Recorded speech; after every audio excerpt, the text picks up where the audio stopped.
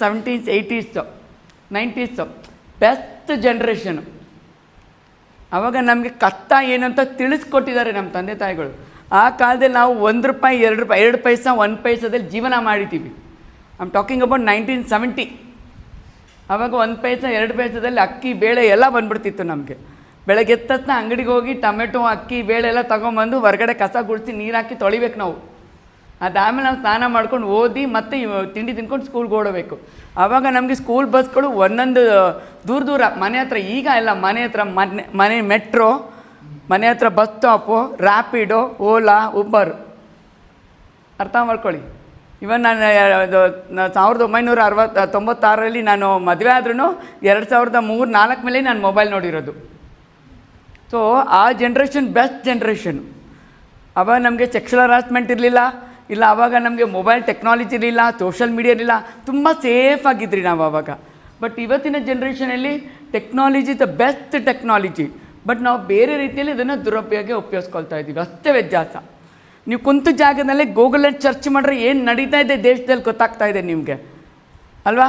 ನಮ್ಮ ಕಾಲದಲ್ಲಿ ಪೇಪರ್ ಬಿಟ್ಬಿಟ್ಟು ರೇಡಿಯೋ ಕೂತ್ಕೊಂಡು ಕೇಳಿಸ್ಕೊಳ್ತಾ ಇದ್ರಿ ನಾವು. ಸೊ ಇವತ್ತಿನ ಜನ್ರೇಷನಲ್ಲಿ ನೀವಿರೋಂಥ ಲೈಫು ಬೆಸ್ಟ್ ಲೈಫು. ಬಟ್ ನೀವೇನು ಆಗ್ತಿದ್ದೀರಾ ಅಂದರೆ ಸೀರಿಯಸ್ನೆಸ್ ಇಲ್ಲ, ಹೌದಲ್ವಾ. ನೀವು ಸುಮ್ಮನೆ ಹಿಂಗೆ ಅಂದ್ಬಿಟ್ರೆ ನನಗೇನೋ ಮಾತಾಡೋಕ್ಕೆ ಮನಸ್ಸು ಬರೋಲ್ಲ. ನಗಬೇಕು, ಸ್ಮೈಲ್ ಮಾಡಬೇಕು ಅಲ್ವಾ, ಹೌದಾ ಇಲ್ವಾ.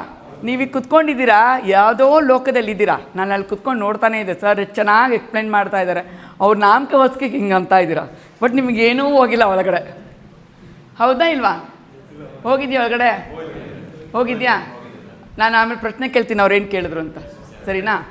ಸೊ ನಾನು ಆ್ಯಕ್ಚುಲಿ ನಿಜ ಹೇಳಬೇಕಂದ್ರೆ ತುಂಬ ನನ್ನನ್ನು ಯಾರು ನೋಡಿದ್ದೀರಾ ಸೋಷಿಯಲ್ ಮೀಡ್ಯಾದಲ್ಲಿ, ನೋಡಿದ್ದೀರಲ್ವಾ.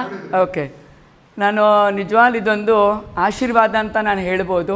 ಇವತ್ತು ನಿಮ್ಮ ಎದುರುಗಡೆ ನಾನು ನಿಂತಿದ್ದೀನಿ ಅಂದರೆ ಇಟ್ಸ್ ಎ ಬ್ಲೆಸ್ಸಿಂಗ್ಸ್. ಯಾಕಂದರೆ ನನಗೆ ಲತಾ ಮೇಡಮ್ ಬಂದ್ಬಿಟ್ಟು 10 ವರ್ಷದಿಂದನೇ ನನಗೆ ಅವ್ರ ಬಗ್ಗೆ ತುಂಬ ಚೆನ್ನಾಗಿ ಗೊತ್ತಿತ್ತು. ಯಾಕಂದರೆ ಅವರು ಆವಾಗ BMTCಗೆ PR ಆಗಿದ್ದರು. ಸೊ ಅದರಿಂದ ನನಗೆ ಅವ್ರ ಬಗ್ಗೆ ತುಂಬ ಚೆನ್ನಾಗಿ ಗೊತ್ತಿತ್ತು. ಬಟ್ ನಾನು ಅವ್ರ ಹತ್ರ ಹೋಗೋ ಬದಲು ಅವರು ನನ್ನನ್ನು ಆಳ್ಕೆ ಮಾಡಬೇಕಂತ ನಾನು 10 ವರ್ಷ ಕಾದಿದ್ದೆ ನಾನು. ಆದರೆ ನಾವು ಆಳ್ಕೆ ಮಾಡಬೇಕಂತೇಳಿ ನಾವು ಒಂದು ಸೈಡಲ್ಲಿ ಕೂತ್ಕೊಂಡ್ರೆ ಆಗಲ್ಲ. ನಮ್ಮ ಕೆಲಸನ, ನಮ್ಮ ಗುರಿಗಳನ್ನ, ನಮ್ಮ ಸಾಧನೆಗಳನ್ನ ನಾವು ಹೋಗ್ತಾ ಹೋಗ್ತಾ ಹೋಗ್ತಾ ನಮಗೆ ಗೊತ್ತಾಗುತ್ತೆ ನಾವು ಎಲ್ಲಿ ಹೋಗಿದ್ದೀವಿ ಅಂತ. ಅರ್ಥ ಆಗ್ತಿದೆಯಲ್ಲ. ನಾನು ಆಲ್ಮೋಸ್ಟ್ 18 ವರ್ಷದಿಂದ ನಾನು ಈ ಸರ್ವಿಸಲ್ಲೇ ಇದ್ದೀನಿ. ವನಿತಾ ಸಹಾಯವಾಣಿ, ಮಕ್ಕಳ ಸಹಾಯವಾಣಿಯಲ್ಲಿ 6 ವರ್ಷ ಸರ್ವಿಸ್ ಕೊಟ್ಟೆ. ಅದ ನಂತರ ನಾನು ಸೀನಿಯರ್ ಟ್ರಾಫಿಕ್ ವಾರ್ಡನ್ ಆದೆ.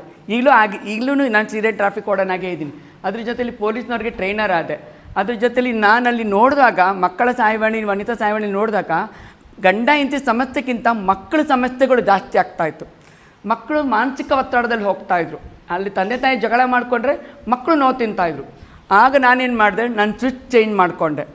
ಎಲ್ಲ ಶಾಲೆಗಳಿಗೆ ನಾನು ಸ್ಪೀಕರ್ ಆದೆ. ನಾನು ಎಲ್ಲ ಮಕ್ಕಳಿಗೆ ಬೇಕಾಗಿರೋ ಸೋಷಿಯಲ್ ಮೀಡಿಯಾ, ಸೆಕ್ಷುವಲ್ ಹರಾಸ್ಮೆಂಟು ಮತ್ತು ಎಜುಕೇಷನ್ ಅಂದರೆ ಏನು ಮುಖ್ಯ ಪಾತ್ರ, ಅದನ್ನು ನಾನು ತಿಳಿಸ್ಕೊಂಡು ಹೋಗ್ತಾ ಆಲ್ಮೋಸ್ಟ್ ನನಗೆ ಗೊತ್ತಿರೋ ಮಟ್ಟಕ್ಕೆ 20 ಲಕ್ಷ ಮಕ್ಕಳಿಗೆ ನಾನು ಹೋಗಿದ್ದೀನಿ, ರೀಚ್ ಆಗಿದ್ದೀನಿ.